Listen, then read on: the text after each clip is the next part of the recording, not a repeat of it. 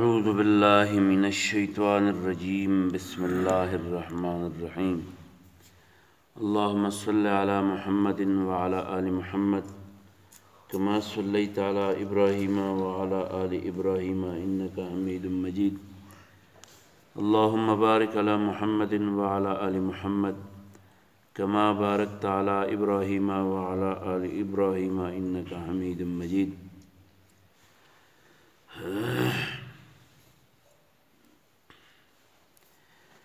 بسم الله الرحمن الرحيم وعن معاذ قال أوصاني رسول الله صلى الله عليه وسلم ب10 كلمات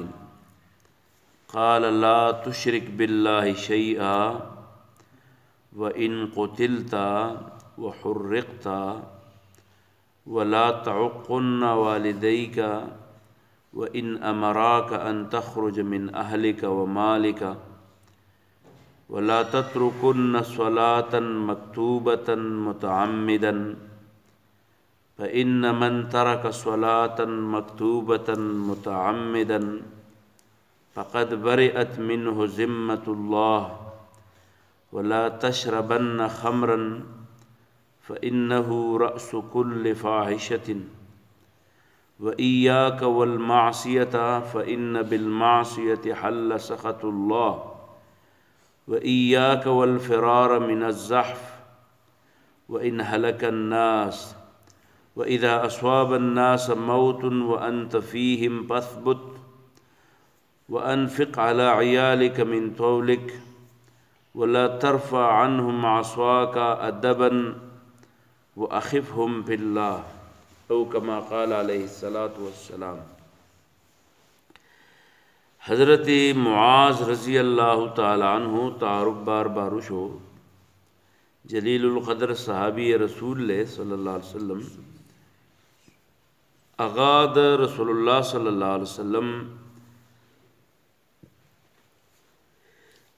سر چکلا شاگرد په حیثیت باندې ناس ده رسول الله صلی الله علیه وسلم دسی خبري هغه نقل کوي چې هغه معاذ ته به طور نصیحت کړي. مخکې یو حدیث کې مولست یو چې معاذ ته پیغمبر علیه السلام یا معاذ اے معاذ او ورته بیا وی لبیک وصادق یا رسول الله صلی الله علیه وسلم بیا ورته وی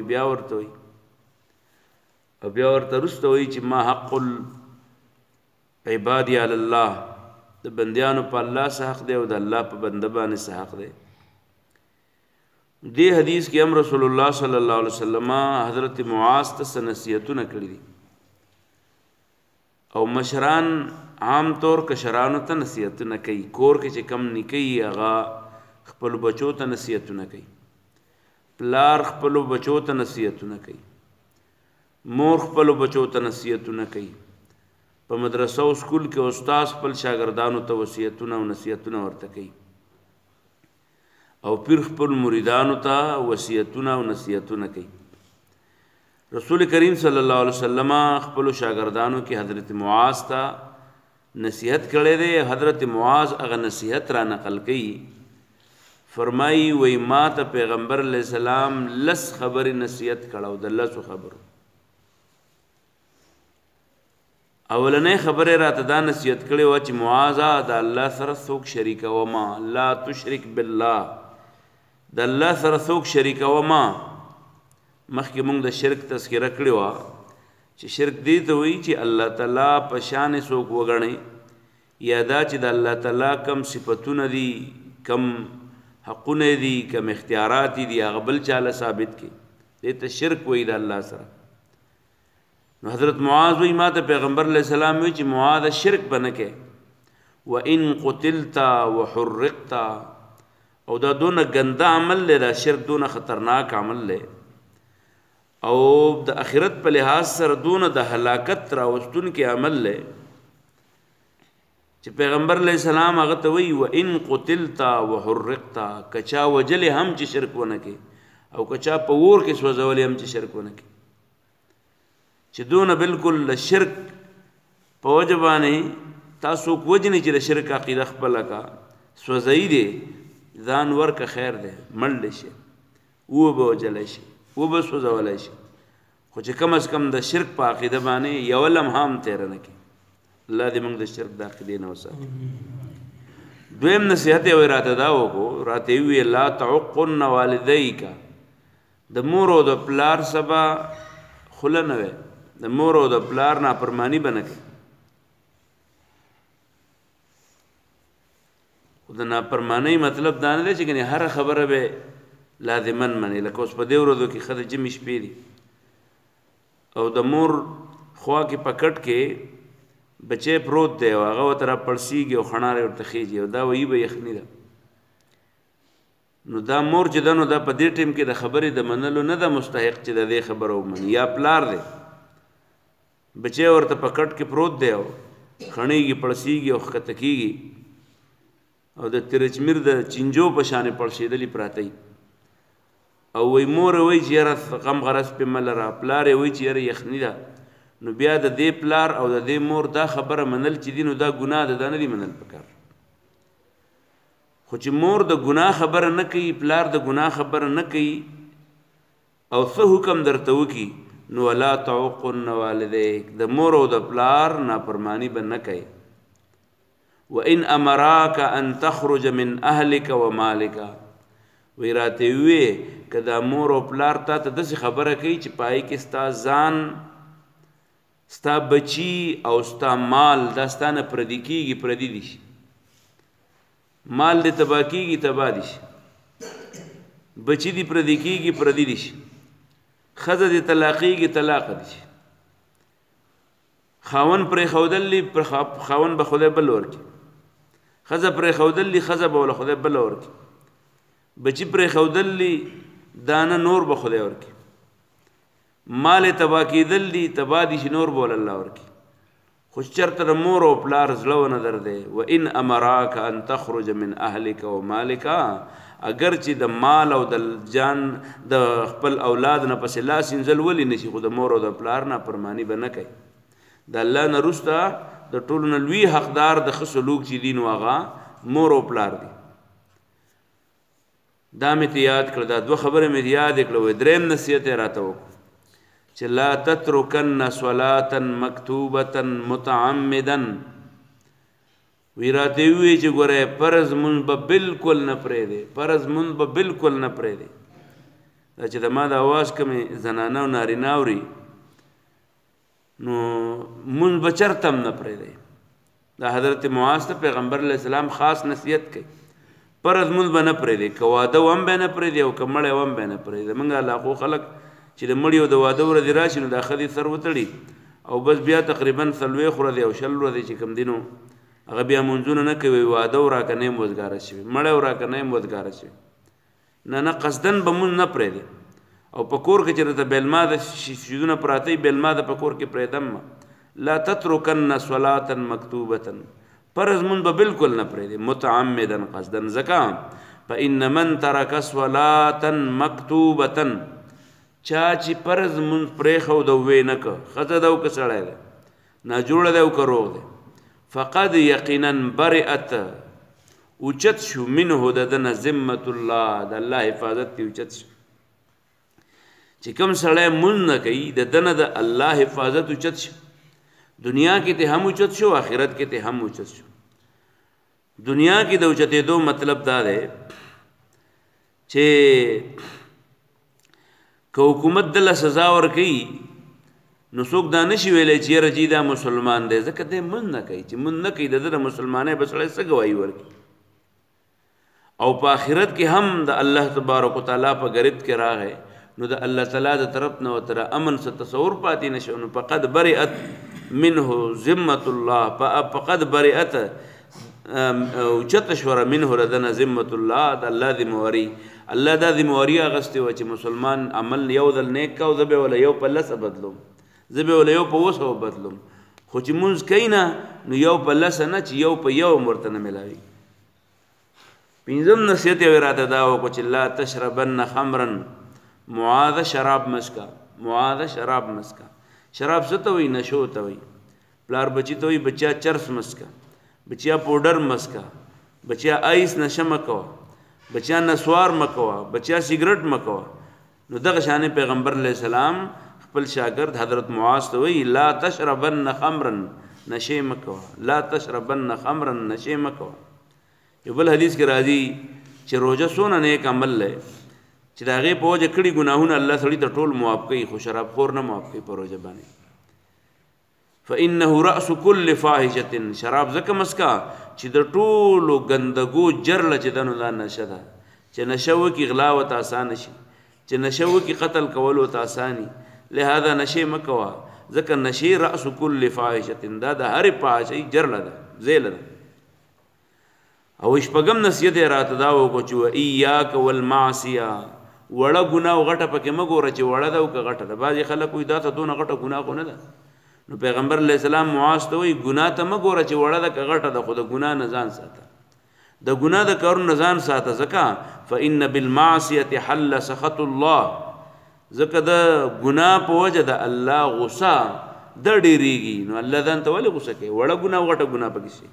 وړه ګناه چې بار بار وشي غټه ګناه شي کنه نو فإن بالمعصیة ځکه د ګناه په وجه حل مستحق کیږي سړی سخط الله د الله د غصې یا نازلیږي په د باندې د الله غصه او وم خبره نو وم نصیحت اداره ته دا وکړو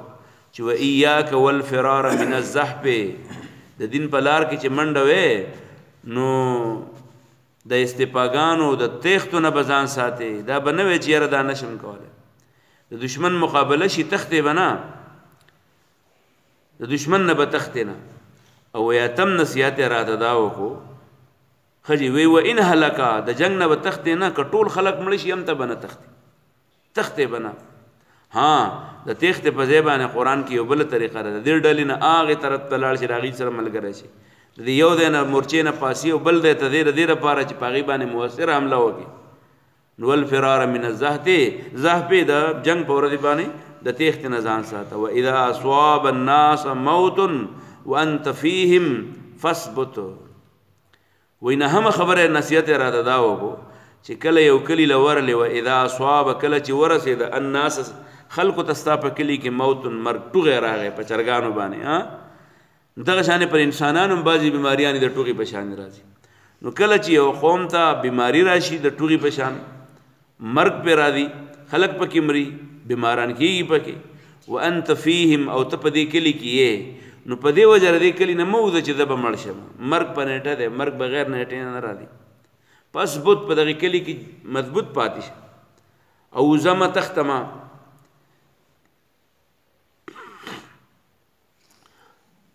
ځکه چې ته و تختې نو دا خلک به دغه شانې پاتې شي د هغې د علاج به څوک او دا خو بستا عقیده خرابه شوي چې ګنې مرګ د دې بیمارۍ د وجه نه دی نو دا یو قسم د عقیدې کمزوري ده نو عقیده مه کمزوري کوه مرګ په ټیم باندې دی او په خپل ځای باندې کلک پاتې شه